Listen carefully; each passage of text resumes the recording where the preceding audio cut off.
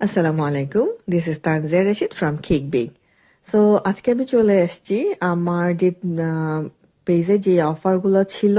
So combo অফারটা, তো সেখানে 5 রকমের কেক ছিল, তো সেটার প্রিপারেশন প্লাস হচ্ছে 23 তারিখে ডেলিভারি ছিল।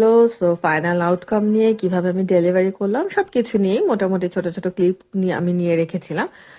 তো এই যে আমি রেড ভেলভেট কেক বানাচ্ছিলাম, সাথে বেকড চিজ কেক প্লাস হচ্ছে pandan cake, lemon cake, chocolate mud cake, এবং ছোট্ট একটা আমি চেঞ্জ করেছিলাম, সেটা হচ্ছে যে ভ্যানিলা ময়েস্ট কেকের বদলে আমি বাস্ক বার্ন চিজ কেকটা দিয়েছিলাম।